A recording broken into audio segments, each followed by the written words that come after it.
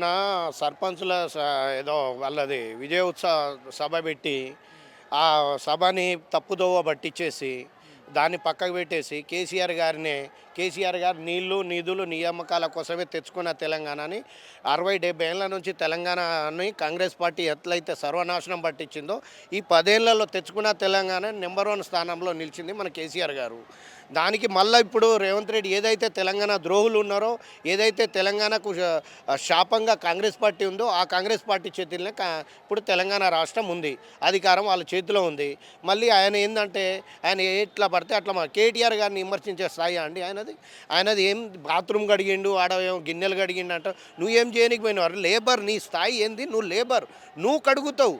కేసీఆర్ గారు నువ్వు పుట్టక ముందు నుంచే ఎప్పుడు ఎన్టీ రామారావు పార్టీ పెట్టినప్పటి కంటే ముందు నుంచే ఎమ్మెల్యేగా ఉన్నారు, అప్పటి నుంచి రాజకీయాల్లో ఉన్నారు. వాళ్ళ ఇద్దరు పిల్లలు మంచి చదువు ఇచ్చారు, వాళ్ళు కూడా మంచి రూట్లో ఉన్నారు.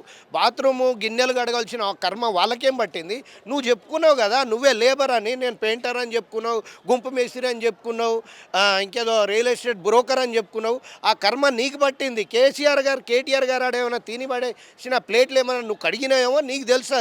అది నువ్వు రివర్స్ చెప్తున్నావు, నువ్వు రివర్స్ చూపిస్తున్నావు అది. కానీ ఇక్కడ కూడా నీకు కాంగ్రెస్ పార్టీ మొన్న రేవంత్ రెడ్డి అంటాడు కేటీఆర్ గారికి అంట వర్కింగ్ ప్రెసిడెంట్ ఇచ్చిన కాంచెలు ఇక్కడ ఓడిపోయిందంట. అరే సన్నాసి, నువ్వు కొడంగల్లో ఓడిపోతే నేను సన్నాసం వేసుకుంటా అన్నావు. నిన్ను సన్నాసి కంటే ఎక్కువ చూస్తాం మేము. లుచ్చా నువ్వు అన్న లాంగ్వేజ్లోనే మాట్లాడితేనే నీకు అర్థమవుతుంది కాబట్టి నీ లాంగ్వేజ్లో నీ భాషలోనే నీకు చెప్తున్నా. నువ్వు ఒక లుచ్చా, నువ్వు ఒక రండా, నువ్వు ఒక పాల్తూ కూడా తెలియజేస్తున్నావు.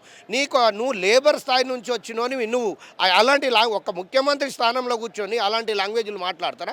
శాపనాసాలు పెడతారా అండి? ఎవరైనా శాపనాసాలు పెడతారు? నువ్వేమైనా ఆడదానివా? నువ్వేమైనా కొజ్జనివా? శాపనాసాలు ఎందుకు వస్తాయి రా భయ్? నువ్వు మొగనివి అయితే నువ్వు కేసీఆర్ గారిని అసెంబ్లీ రమ్మంటారు, నువ్వు ఇచ్చిన 420 హామీ 6 గ్యారంటీల మీద చర్చ పెట్టు, తప్పకుండా వస్తారు. మా కేసీఆర్ గారు రావాల్సిన అవసరం లేదు. మా కేటీఆర్ గారు, హరీష్ రావు గారు, మా ఎమ్మెల్యేలే చాలరా నీకు.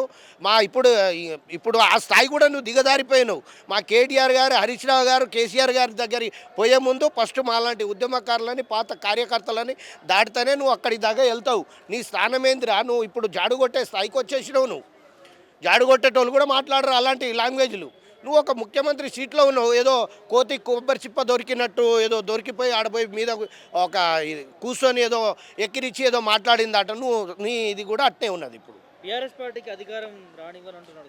బీఆర్ఎస్ పార్టీకి అధికారంలో రానియకపోవడం కాదు, ఇప్పుడు కాంగ్రెస్ పార్టీ, బీజేపీ రెండు, అక్కడ మోడీ, అక్కడ చంద్రబాబు నాయుడు, ఈయన ఒక వాళ్లకు బానిసత్వం ఎవడైతే పనిచేస్తుండో, చీకటి ఒప్పందం చేసుకొని లుచ్చాగాడు ఎవరైతే తెలంగాణ ద్రోహి ఉన్నాడో, అప్పుడు తెలంగాణ ఉద్యమకారుల మీద గన్ను పట్టుకొని కాల్పులు జరపనికి వాళ్ళ చంపనికి ఎవడైతే బయలుదేరిండో వాడు వాళ్ళతో చేతులు కలుపుకొని ఇవాళ మనకు తెలంగాణకు అన్యాయం చేస్తున్నారు. ఈ అన్యాయం జరగొద్దనే ఉద్దేశంతోనే కేసీఆర్ గారు మాట్లాడారు. రాబోయే రోజుల్లో బీఆర్ఎస్ పార్టీయే తెలంగాణ రాష్ట్రంలోనే కాదు భారతదేశానికి కూడా శ్రీరామ రక్షణ అని చెప్పేసి నేను తెలియజేస్తున్నా. రెండు బీజేపీ కాంగ్రెస్ పార్టీని ఖతం చేయడానికే తెలంగాణ ప్రజలు కానీ యావత్ భారతదేశ ప్రజలు కంకణం కట్టుకున్నారని చెప్పేసి నేను తెలియజేస్తున్నాను. కేసీఆర్ గారికి వారు ఏదైతే మొన్న లాంగ్వేజ్ వాడని లాంగ్వేజ్ ఏదైతే మాట్లాడారో ముక్కు నేలకు రాసి క్షమాపణ చెప్పాలి. ఆయన కంపల్సరీ చెప్పాల్సిందే.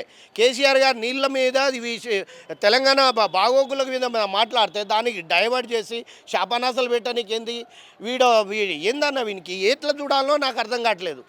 ఇప్పుడు వీళ్ళ తల్లిదండ్రులు ఉంటే అరే వీడిని ఎట్లా పుట్టినవరా, నేను ఏడబోయి కన్నా ఎట్లా అని చెప్పేసి కూడా వాళ్ళు బాధపడతారు. అటువంటి సిచ్యువేషన్ ఉంది. ఆ అబ్బా అని మాట్లాడిండు, అన్ని రకాలుగా మాట్లాడిండు. మేము కూడా మాట్లాడతాం వాడు నేర్పిన లాంగ్వేజ్ లేదు. వాడు ఒక లుచ్చాగాడు, ఒక బాడకావు, ఒక హౌలేగాడు అని కూడా చెప్తాను నేను. వాడంత వేస్ట్ ఫెలో చూత్యా నా కొడుకు ఇంకోటి లేడు. ఇంకొకటి, ముఖ్యమంత్రిని గౌరవిస్తాం కానీ అలాంటి లుచ్చా మాటలు ముఖ్యమంత్రి స్థానంలో ఉన్నోడు అలాంటి లాంగ్వేజ్లు మాట్లాడరు. కాబట్టి అలాంటి బేకూబ్ గానికి వాని బేకూబ్ భాషలో ఇస్తేనే వానికి అర్థమవుతుంది అనే ఉద్దేశంతో ఇవ్వడం జరుగుతుంది. ఇంకొకటి, మాకు తెలంగాణ ఇప్పుడు డబుల్ బెడ్రూమ్ ఇల్లు వచ్చినాయి. వీళ్ళు వచ్చి మాకు ప్రభుత్వం మారింది, అక్కడ మౌలిక వసతులు కావాలి అని చెప్పేసి డైరెక్ట్ సీఎం పేసీలోనే వెళ్ళి లెటర్లు ఇచ్చినాము, సంబంధిత అధికారులకు ఇచ్చినాము, అందరికి ఇచ్చినాము. మొన్న జూబ్లీహిల్స్ ఎలక్షన్ ముందు సడన్లీ వచ్చిర్రు, 4 అంబులెన్స్లు పెట్టారు, ఈడ ఎలక్షన్ అయిపోయింది, ఆడ అంబులెన్స్లు వెళ్ళిపోయినాయి. తెల్లారి ఖతం గాయ ఎడిపోయినాయో తెలియదు. రేషన్ షాపులు కావాలి, మాకంతా రేషన్ షాపు కావాలంటే రేషన్ షాపు ఒక 4 రోజులు ఉంటుంది, ఎలక్షన్ అయిపోతే 10 షట్టర్లు అన్నీ బంద్ అయిపోతుంది, అన్నీ క్లోజ్. ఏం లేదు, మీకు మళ్ళీ పోయి కలెక్టర్ ఆఫీస్లో ఎంఆర్ఓ గారికి పోయి దరఖాస్తు, ఏమైంది మేడం 4 రోజులు ఏదో ఎలక్షన్ ముందు హడావుడి చేసిరు, ఇప్పుడేం లేదంటే లేదు మీ కోట మీకు శాంక్షన్ కాలేదు, అయినాక వస్తుంది, మీకు సపరేట్ షాపులు వస్తుంది. మరి అలాంటప్పుడు ఎలక్షన్ ముందు ఎందుకు చేసిరు మీరు?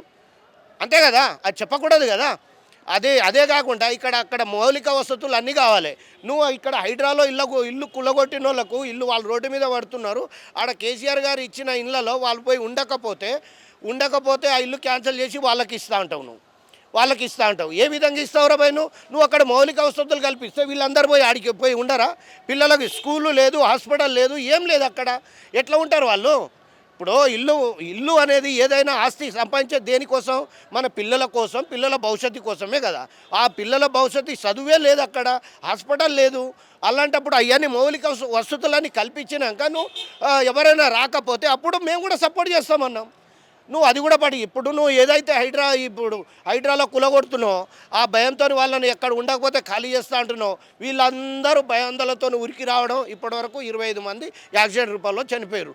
వాళ్ళని బొంద పెడదామంటే కూడా ఆడ కేసీఆర్ గారు అన్ని ఇచ్చిర్రు, శ్మశాన వాటిక ప్లేస్ కూడా ఇచ్చారు, కానీ దాన్ని డెవలప్ చేయండి రా బాబు అంటే ఇంత మటుకు చేయట్లేరు. ఇప్పుడు వారం 10 రోజుల్లో మీకు టైం ఇస్తున్నాం.